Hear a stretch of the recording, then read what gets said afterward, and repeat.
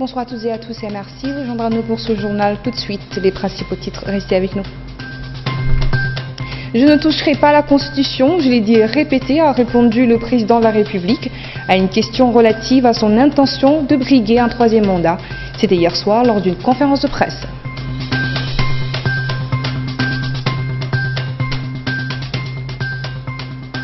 Fin officielle de la campagne pour les élections du 1er septembre. Dès ce soir à minuit, les candidats sont réduits au silence jusqu'au jour du scrutin.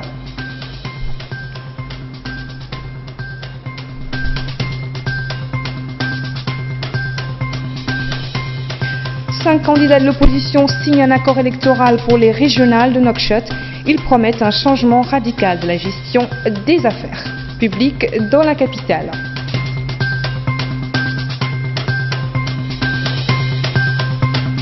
Voilà pour les titres, bienvenue à vous.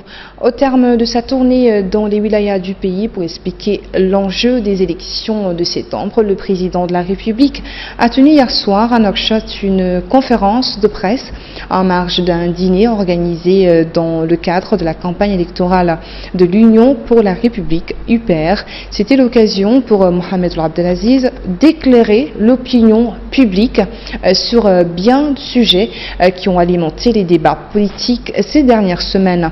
C'est vérité d'un troisième mandat selon l'opposition et son implication dans la campagne électorale en l'occurrence. Compte rendu signé Série Sidibé. Le chef de l'État face à la presse nationale et internationale.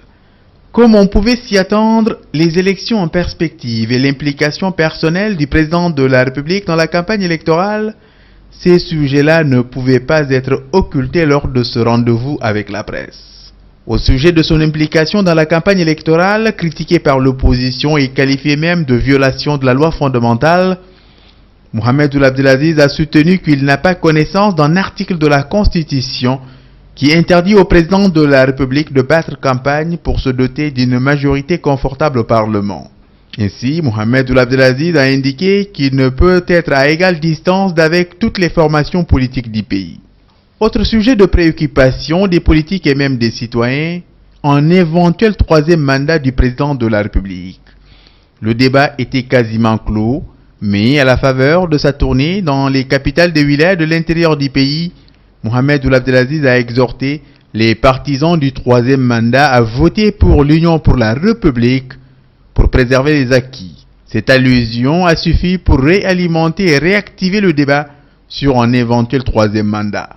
À une question relative à ce sujet, Mohamed Abdelaziz a balayé d'un revers de la main sa volonté d'engager des réformes constitutionnelles visant à mettre en place un régime parlementaire qui ouvrirait la voie en troisième mandat. Je ne vais pas toucher à la Constitution, je l'ai dit à deux reprises, à chaque fois, à chaque investiture. Ça c'est d'une part, d'autre part j'ai fait plusieurs déclarations en ce sens.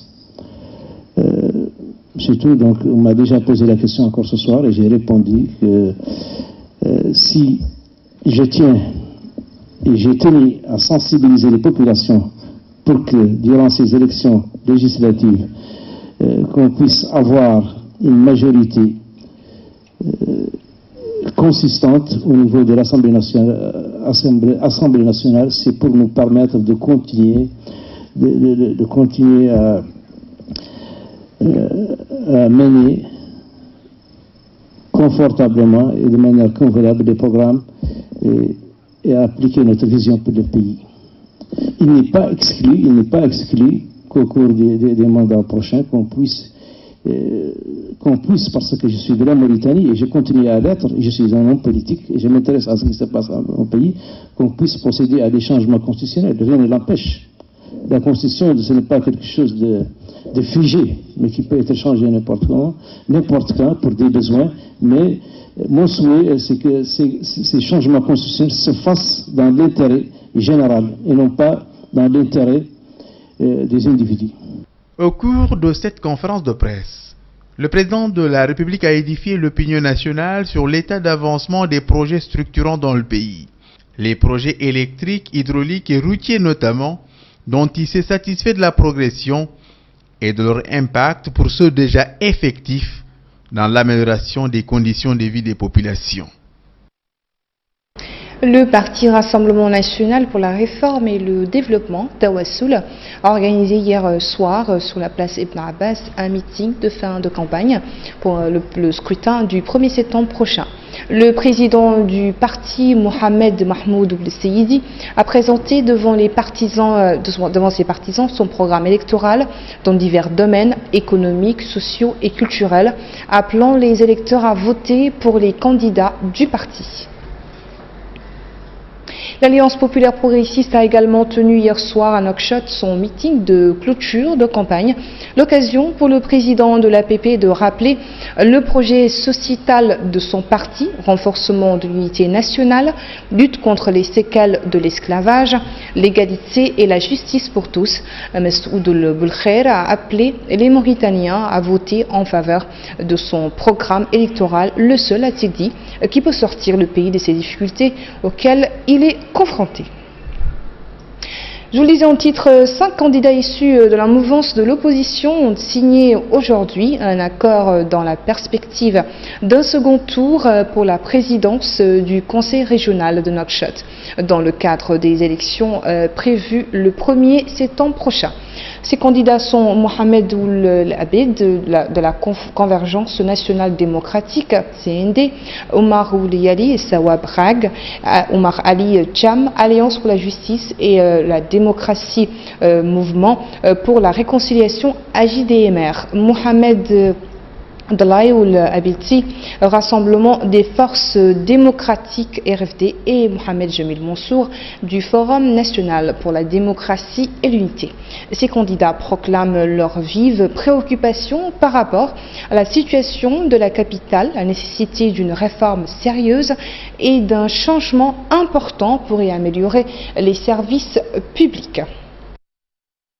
Nous sommes convenus que dans le cas d'un deuxième tour avec un des candidats des partis du système, nous appuierons fortement celui parmi nos partis qui serait au deuxième tour pour atteindre les objectifs du changement et pour mettre fin à la poursuite du statut catastrophique actuel de la capitale.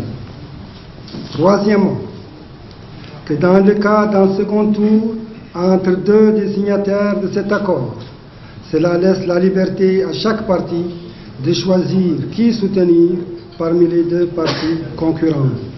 Dans tout autre cadre, les autorités régionales au niveau de la wilaya de Bichri se sont rendues dans divers quartiers d'Akjouj, sérieusement touchés par les récentes inondations survenues dans la ville. Les eaux ont submergé des parties du quartier Tarhil et d'autres zones résidentielles de la cité Cuivière.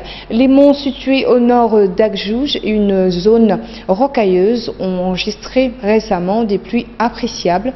Le déferlement des torrents de ces hauteurs a drainé les eaux vers la ville, construite depuis sa naissance sur un oued asséché par des décennies de sécheresse. BP a organisé aujourd'hui un événement à Nouakchott pour célébrer l'attribution de nouvelles bourses d'études à des étudiants mauritaniens ainsi que les progrès accomplis par les 10 étudiants auxquels British Petroleum a attribué des bourses l'été dernier. 4 étudiants ont reçu des bourses d'études dans le cadre du programme d'excellence du BP qui prendra en charge leurs études de doctorat en France, en Tunisie et au Maroc.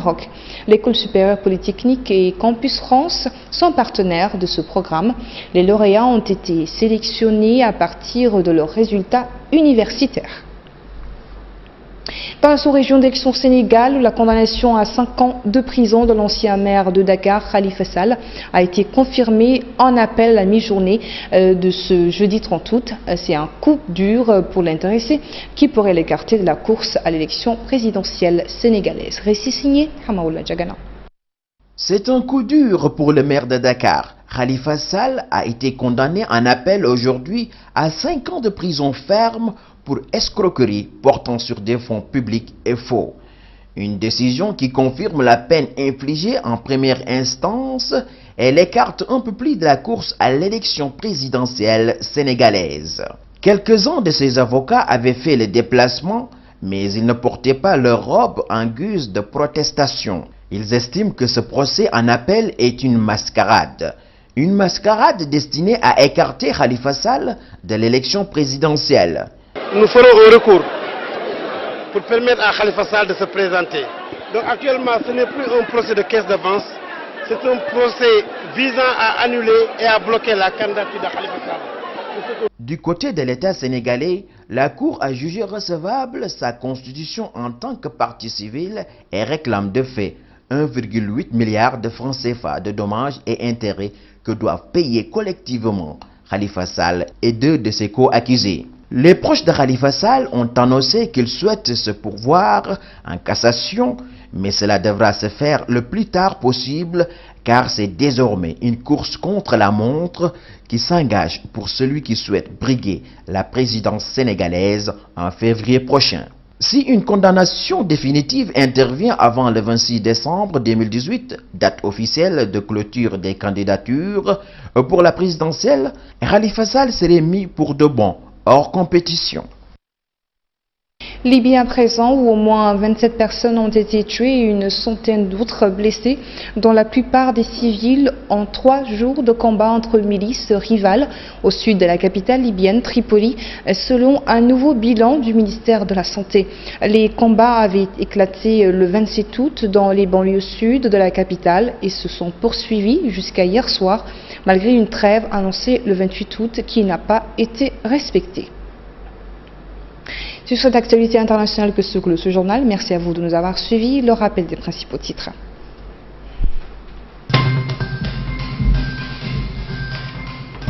Je ne toucherai pas la Constitution, je l'ai dit et répété, a répondu le président de la République à une question relative à son intention de briguer un 3e mandat.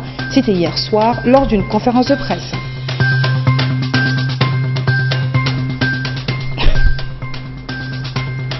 Fin officielle de la campagne pour les élections du 1er septembre. Dès ce soir à minuit, les candidats sont réduits au silence jusqu'au jour du scrutin.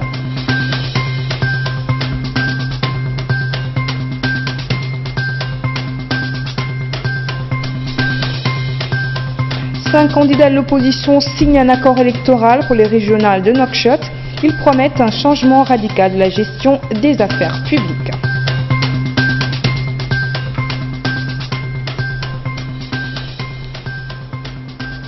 Merci de votre fidélité et bonsoir.